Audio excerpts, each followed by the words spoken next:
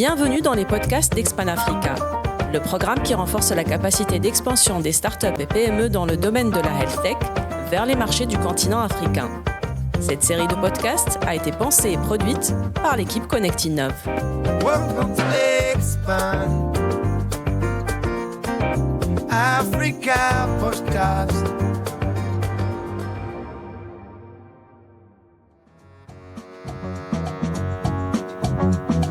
Parole d'experts est votre rendez-vous où les professionnels de l'expansion partagent leur expertise en 360.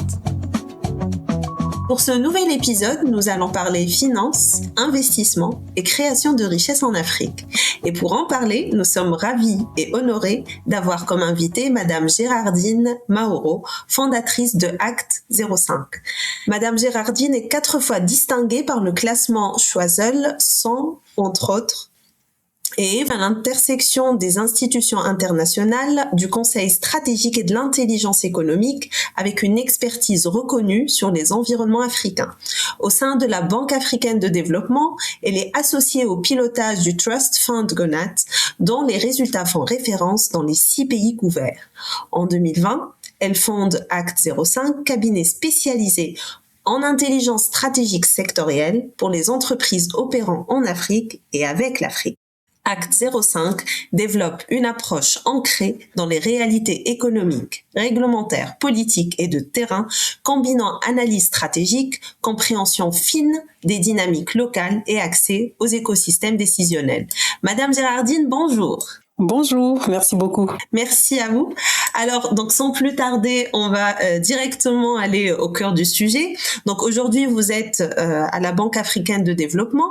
Donc parlez-nous un peu de votre rôle au sein de la Banque africaine de développement et surtout par rapport au Trust Fund GONAT, et son impact et son rôle dans l'entrepreneuriat.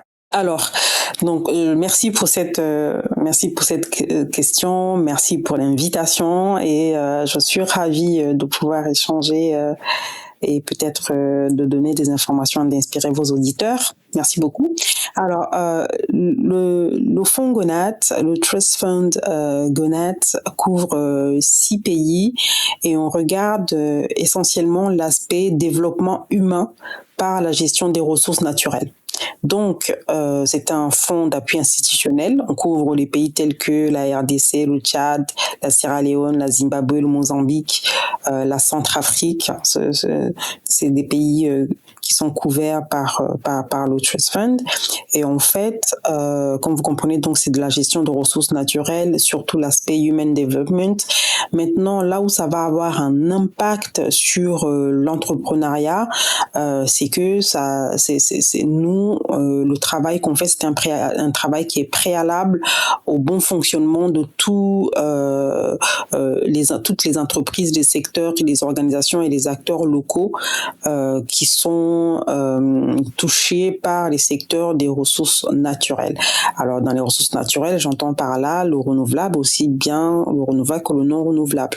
Là où ça va toucher les entrepreneurs, il y a énormément d'entrepreneurs qui entreprennent dans les mines, qui entreprennent dans la supply chain, la logistique, qui ont des entreprises de formation, qui ont des entreprises qui vont couvrir certains aspects techniques, qui travaillent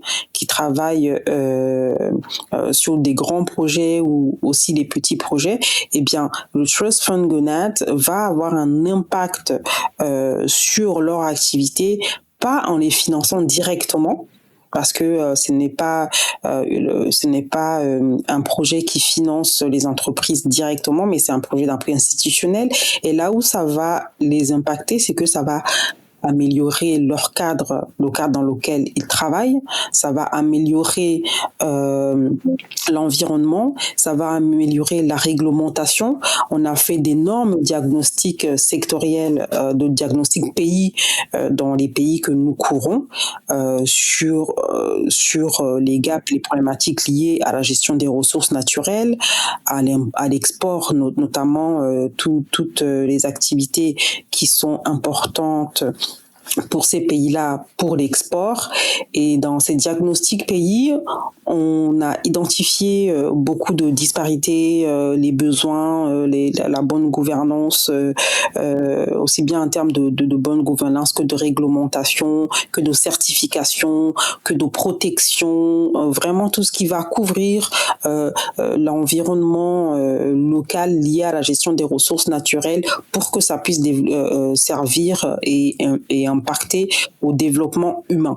Et c'est là où c'est important pour ces entrepreneurs-là, parce que grâce à ce travail-là, concrètement, ils vont avoir des réglementations plus adaptées, ils vont pouvoir travailler dans un environnement plus propice. Ça va leur permettre en fait d'entreprendre et d'exercer dans un meilleur cadre, à la fois réglementaire, à la fois en termes de gouvernance, à la fois juridique, à la fois pour les règles d'export, à la fois un accès à l'information, parce que souvent c'est un gros souci pour avoir accès à l'information. Quand je dis accès à l'information, c'est je sais pas, un entrepreneur qui a une entreprise en matière de transport, par exemple, pour aller lever de l'argent, il faut des informations sur ce secteur-là, dans son secteur et ses clients dans sa localité.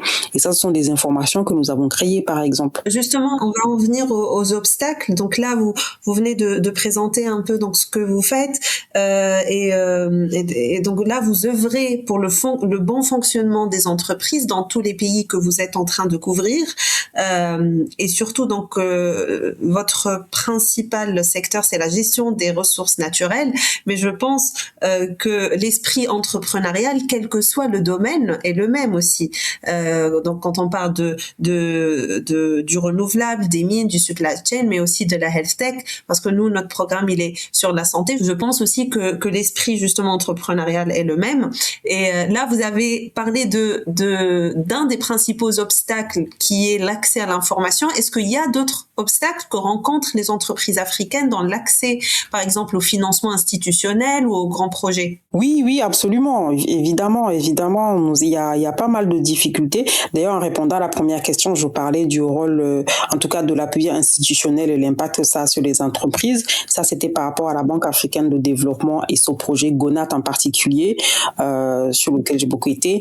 Et je n'ai pas précisé qu'avec Acte 05, là, on va le cabinet que j'ai fondé, que vous avez présenté au tout début, là, on aborde plus particulièrement et individuellement les questions de recherche, de financement et d'impact et tout ça avec nos clients qui sont entrepreneurs. Maintenant, les obstacles, c'est vrai qu'il y a beaucoup d'obstacles dans nos écosystèmes, comme dans beaucoup de pays en développement. Je répondrai peut-être sur deux problématiques que j'estime être les deux problématiques les plus importantes. Donc le premier, ça sera les obstacles structurels, ce que j'appelle les obstacles structurels, qui sont vraiment liés aux critères d'investissement qui sont souvent calibrés pour des marchés plus matures, par exemple une faible tolérance au risque sur certains marchés africains. Quand je dis faible tolérance au risque, je parle quand on va chercher les financements, un manque aussi constaté d'instruments adaptés aux petites et moyennes entreprises, alors que c'est nos écosystèmes localement, on est dans un environnement qui est surtout constitué de petites et moyennes entreprises, des processus d'accès au financement qui sont beaucoup trop longs et complexes, alors que les besoins de nos entrepreneurs sont souvent immédiats, ça va être rapide, surtout si on va sur tout ce qui est tech et fintech, il faut être rapide, et souvent les institutions et les organisations ne sont pas dans le temps de l'entrepreneuriat, on est dans le temps de l'institution, dans le temps des banques et des requirements, de certaines obligations qui ne sont pas adaptées à nos besoins des petites et moyennes entreprises en termes de rapidité. Donc il y a aussi il y a ces enjeux d'asymétrie aussi d'information, là où on va voir que les investisseurs ne maîtrisent pas toujours, surtout les investisseurs étrangers, qui sont l'essentiel, malheureusement.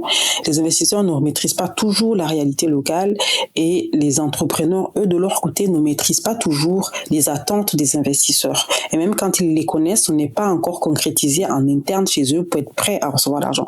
Donc ça, c'est par exemple des aspects sur lesquels intervient Acte 05. Et enfin, cette première problématique-là, on voit aussi la perception de risque qui est très élevée. Donc, nos entrepreneurs doivent convaincre plus que les autres, malheureusement.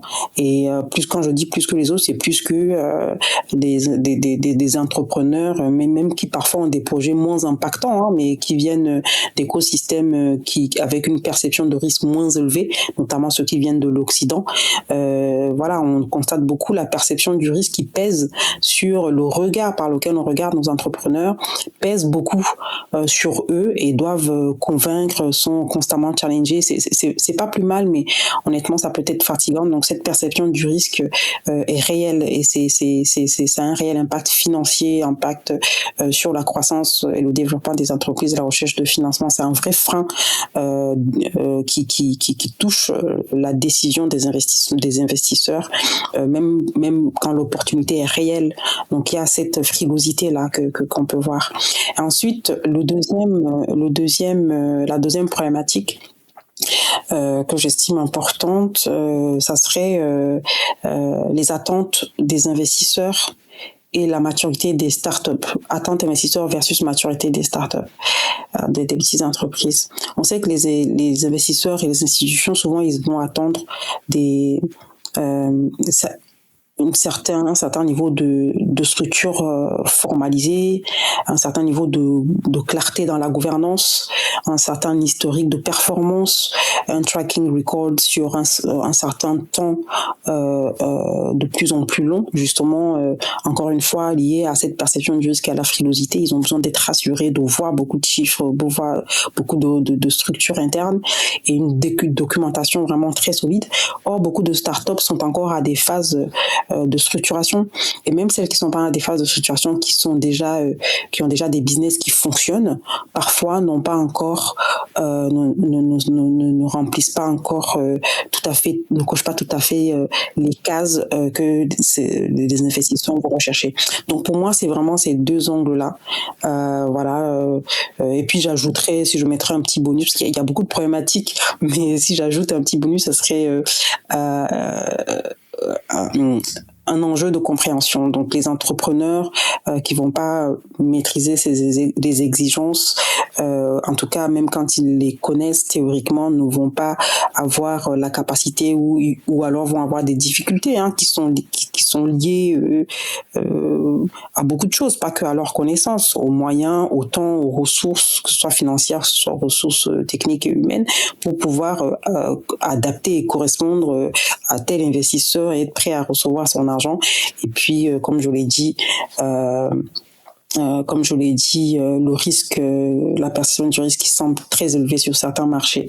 Ça, c'est une question vraiment sur laquelle je me penche beaucoup personnellement, et aussi avec Acte 05. Voilà, c'est vraiment les deux grosses problématiques que j'observe.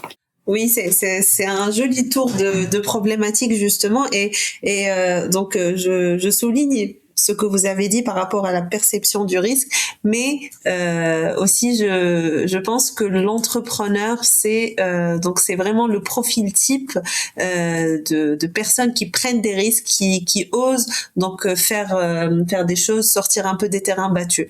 Donc exactement. Donc là, à travers votre expérience, comment Acte 05 va aider concrètement ces entreprises-là dans leur stratégie, que ce soit une expansion locale ou bien une expansion à l'échelle du continent africain? Alors oui, donc un petit ajout sur la perception du risque. La perception du risque, c'est vrai que les entreprendre, c'est déjà passer des obstacles et prendre des risques. La perception du risque n'est pas liée aux entrepreneurs. La perception du risque, c'est le regard de l'investisseur, c'est le regard de l'étranger sur l'environnement dans lequel évolue l'entrepreneur, et parfois sur son business. Donc il y a des questions que les investisseurs vont se poser beaucoup plus par rapport à nos entrepreneurs africains plutôt que par rapport aux entrepreneurs occidentaux. Donc c'est cette perception du risque-là qui va parfois aussi freiner l'investisseur. Ça vient pas de l'entrepreneur. Souvent c'est de la perception que a l'investisseur sur l'environnement, le pays, le business localement.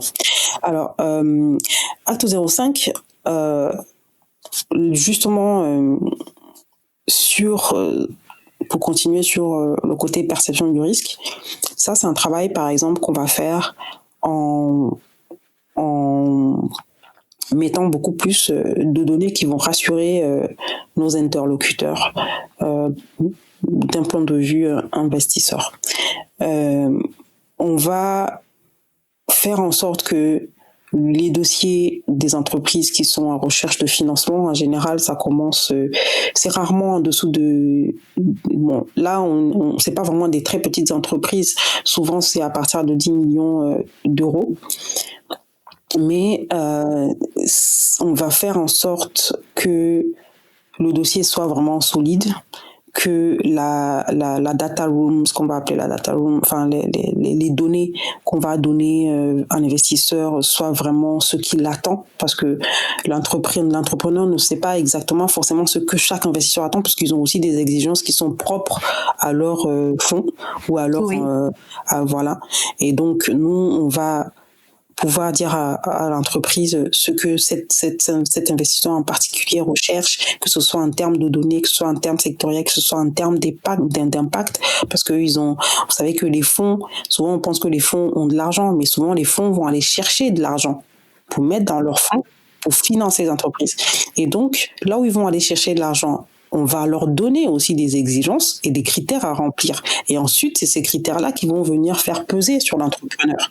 Donc, il y a toute une chaîne de valeurs comme ça sur laquelle l'entrepreneur n'a pas la visibilité et où nous, on va pouvoir lui dire, attention, voici ce qu'ils recherchent, fais plutôt comme ça, fais plutôt une audit préalable, une due diligence qui va les rassurer, mets en avant telle donnée, il manque ceci, il manque cela, et on l'accompagne à remplir ça.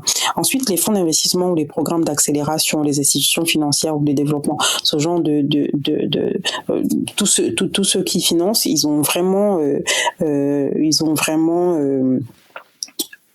dans un manque de temps. Enfin, je sais pas si je peux appeler ça un manque de temps, mais c'est surtout aussi un manque de, enfin, en tout cas, ça ne fait pas partie de leur prérogative d'aller vraiment recevoir les dossiers, les étudier, revérifier les chiffres, appeler l'entrepreneur derrière pour vérifier des choses. Ils font pas du tout ça. Ils font pas cet effort. Donc souvent les dossiers vont arriver sur la table dès qu'ils vont voir un petit bémol, ou même parfois c'est même pas un bémol, hein, parfois c'est une chose que eux n'ont pas comprise. Or que c'était bon, parfois. Et rien que cette petite difficulté-là, ils vont mettre ça de côté. Donc, et parce qu'ils en reçoivent tellement. C'est pour ça que de plus en plus, il y a des entreprises ou des structures intermédiaires qui vont préparer à aller chercher l'argent et à recevoir l'argent. Il y a aussi des startups, des entreprises, des entrepreneurs qui sont prêts d'un point de vue de la documentation, tout ce que je viens de dire là, qui sont déjà eux prêts, mais où l'entreprise, la manière dont elle est structurée, elle n'est pas prête à recevoir l'argent. Quand je dis recevoir l'argent, c'est-à-dire que par exemple, une personne qui est dans l'agroalimentaire, qui cultive des tomates, qui a un bon chiffre d'affaires, un bon tracking record, un bon historique, vraiment tout va bien, mais elle a envie de scale pour l'export, pour plus de volume, pour besoin de plus d'argent, eh bien la documentation peut être prête, mais la structuration de l'entreprise, elle ne peut ne pas être prête à recevoir une plus grosse somme. Et même quand on scale, c'est aussi d'autres structurations et parfois d'autres types d'entreprises qu'il faut avoir pour aller plus loin. Donc il y a aussi cet aspect structuration qu'on peut apporter aux entreprises et identifier par rapport à là où ils veulent aller, comment est-ce qu'ils sont structurés pour pouvoir y aller. Voilà, est-ce qu'ils sont prêts, tout ça. Donc ça, c'est des choses qu'on fait. Et ensuite, on fait partie d'un réseau d'investisseurs. Nous ne sommes pas investisseurs, donc nous faisons ce que je viens de décrire là, et on fait partie d'un réseau d'investisseurs qui en a beaucoup. Ils sont vraiment dans beaucoup de pays, c'est pas seulement sur un territoire et ce n'est pas seulement sur un secteur à qui on envoie des dossiers comme ça.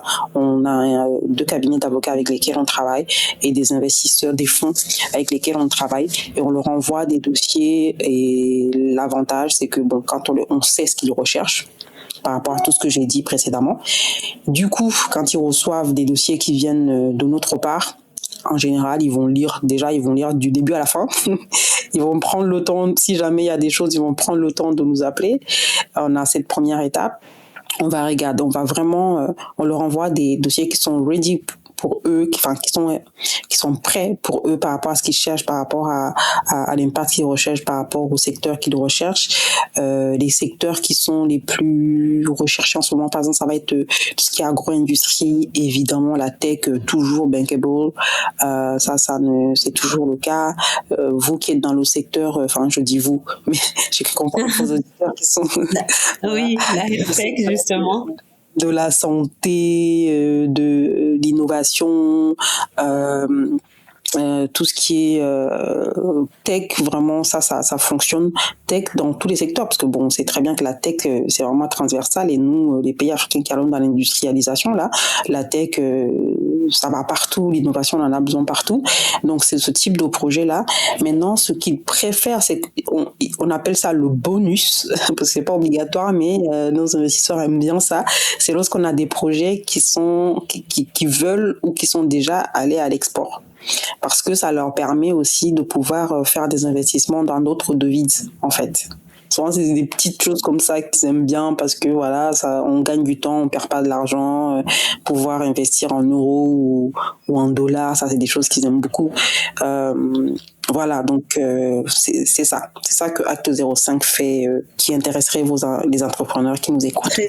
Très bien. Donc c'est un très beau boost pour les entreprises, justement, et donc surtout là les entreprises qui sont prêtes à partir à l'international. Donc là, si je peux vous demander 3 mots clés, juste 3 mots qui peuvent aider à réussir une expansion sur les marchés de notre continent africain. Quels sont les 3 mots que vous pouvez me dire? Les 3 mots. Ah oui. Les trois mots, qu'est-ce que je pourrais dire? On a parlé de financement, le financement est très important, mais est-ce qu'il y a d'autres conditions qui doivent se présenter pour justement réussir son expansion sur le marché du continent africain? Oui, alors, c'est très important. Je suis en train de réfléchir à 3 mots. Tout à fait. Je suis en train de réfléchir à 3 mots. Bon, ça ne sera pas des mots, mais ça va être 3 choses que j'estime importantes pour les entrepreneurs tunisiens qui veulent s'expandre, en tout cas pas que tunisiens, les entrepreneurs qui veulent s'expandre sur le continent africain. Déjà, la première chose que je dois dire, c'est venez, allez-y. Voilà, l'Afrique c'est grand, allez-y, les opportunités c'est maintenant, c'est un continent de besoin. Donc c'est un continent qui dit besoin dit opportunité. Maintenant, les 3 choses qui sont importantes par contre lorsqu'on y va, c'est d'avoir toujours à l'esprit que l'Afrique c'est maintenant et ce n'est pas demain, parce que souvent on va dire c'est le futur, les futures opportunités, les futurs entrepreneurs, on met beaucoup de futurs quand on parle d'Afrique. Non, c'est maintenant, et ça vraiment c'est aujourd'hui, il faut y aller prêt à fond, compétitif et tout. Voilà. L'Afrique aujourd'hui, c'est la première chose. La deuxième chose, c'est que l'Afrique, c'est 54 pays, ce n'est pas un bloc.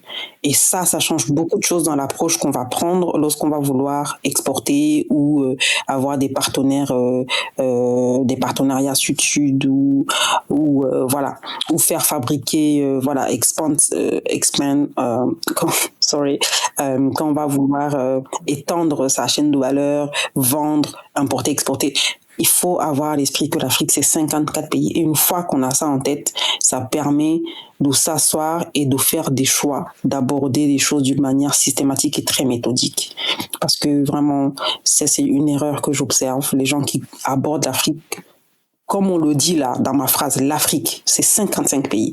Donc chaque pays a son écosystème dans le pays, et c'est qu'il faut appréhender spécifiquement avec ses règles, avec ses opportunités et ses difficultés qui sont particulières.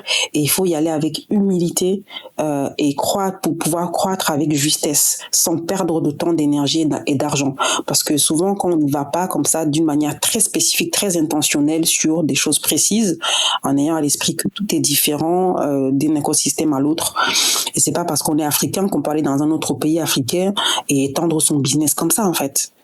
Et une fois qu'on a ça à l'esprit, ça permet d'avoir une approche très méthodique et faire des choix stratégiques et gagner du temps, de l'argent, de l'énergie et s'entourer des bonnes personnes. S'entourer des bonnes personnes, c'est très très très important. Parce qu'une fois qu'on a fait ces choix-là, qu'on a identifié les spécificités, les opportunités, ça permet aussi de savoir de qui il faut s'entourer, des skills dont on a besoin, des investissements spécifiques, etc., des informations, tout ça. Et le troisième point, ça va être de s'entourer. Alors souvent, je donne l'exemple de si on va en Chine, si on va en Russie, si on va en Inde pour étendre son business, mentalement, stratégiquement, financièrement, on se prépare d'une certaine manière parce qu'on sait que ce sont des écosystèmes qu'on ne maîtrise pas, qu'on ne connaît pas, des langues, des us et coutumes, une manière, un doing business et des réglementations qui sont hyper différentes de ce que nous, on connaît dans notre pays, sur notre continent, etc. Et on a une certaine manière de se préparer en connaissance de cause. Vous voyez? Et l'erreur qu'on va faire parfois, c'est de se dire, je quitte la Tunisie, je vais en Côte d'Ivoire, je vais en Afrique du Sud, et puis on se prépare moins parce qu'on est en Afrique. Vous voyez? Donc ça, il faut pas faire cette erreur-là. Je dis toujours, tu vas sur un marché africain, que tu sois africain ou pas, un Ivoirien qui va en Tunisie ou vice-versa, ou qui va au Rwanda, voilà, même sur notre continent, d'un pays à l'autre, d'un business à l'autre, d'un écosystème à l'autre, il faut se préparer comme si tu vas en Chine. C'est une grande adaptabilité, c'est aussi une grande ouverture parce que chaque pays, sur les 54 pays, c'est une culture différente justement, donc il faut s'ouvrir, il faut s'adapter et donc comme vous avez dit tout à l'heure, il faut faire son choix d'une manière stratégique et il faut vraiment bien l'étudier et pas y aller comme ça. Exactement, et ça vient si dès le départ on s'est posé les bonnes questions. Sinon on y va et ensuite on constate les difficultés et puis on revient maintenant vous voyez, on revient maintenant sur une approche différente ou alors on abandonne parce que ça a été compliqué, parce qu'on a perdu de l'argent, parce que etc. Donc c'est une approche qu'il faut prendre dès le départ. Très bien, très bien. Donc je termine sur la note positive et très optimiste et ambitieuse que vous avez dit que l'Afrique c'est aujourd'hui, l'Afrique c'est maintenant, donc il faut y aller, il faut pas avoir peur. Voilà, donc merci beaucoup Géraldine, c'était un plaisir de vous avoir, d'avoir de votre expertise et j'espère à bientôt. Je vous remercie, merci beaucoup, bravo pour cette initiative. Vraiment. Merci à vous. Et puis j'adore la Tunisie, surtout j'y ai vécu pendant presque 3 ans. Donc oui, j'ai commencé ma carrière avec la BAD là-bas. Je suis arrivée fin 2012 et j'ai quitté début 2015. Donc voilà. C'est un pays que j'ai fait le tour du pays, je pense littéralement, à part une seule ville dans laquelle je n'ai pas été. Donc c'est génial. Voilà. Super, c'est un plaisir. J'espère qu'on pourra vous revoir ici en Tunisie bientôt. Oui, écoutez, à peu près tout. Oui, il m'arrive de passer de temps en temps. Merci. Super, très bien. Merci à vous. Allez, à très vite. La première cohorte d'Expan Africa est soutenue par le projet Qawefl, financé par l'AFD et mise en œuvre par Expertise France. Welcome to Expand Africa Podcast.